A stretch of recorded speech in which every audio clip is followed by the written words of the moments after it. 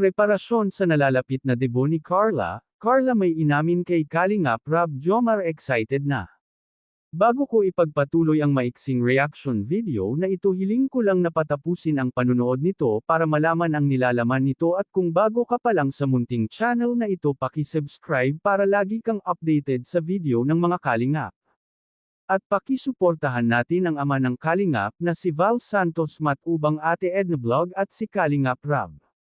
Isang mapagpalang araw sa inyong lahat mga Kalingap, at shout out nga pala sa patuloy na sumusuporta sa aking YouTube channel, lalong-lalo na sa mga viewers natin na walang sawang nanunood at sumusuporta. Salamat.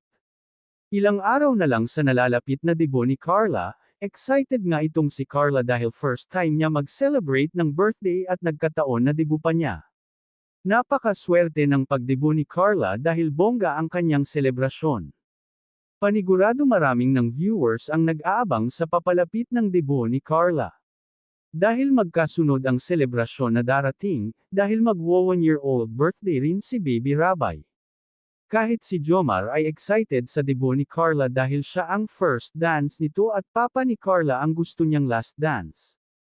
Carla may inamin kay Kalingap Rob na sobra daw siyang kinakabahan sa nalalapit niyang debut. Jomar may ibibigay na surpresa para sa debut ni Carla.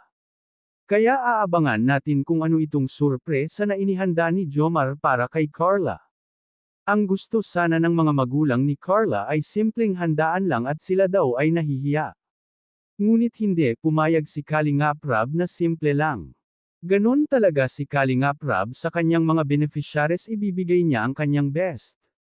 Katulad na lang ng birthday ni Erica, hindi akalain ni Erica na ganun kabongga ang kanyang birthday party at nakatanggap pa ito ng mamahaling regalo mula sa kanyang mga sponsor. Pero si Carla ay hindi naman nag-expect ng ganyan kabongga na selebrasyon, dahil nga kung siya ang masusunod ay gusto niya simple lang dahil siguro nahihiya siya, dahil alam naman natin lahat na hindi sanay si Carla sa bonggang selebrasyon. Hanggang dito na lang ang update ko mga ka-viewers, maraming salamat at God bless sa inyong lahat.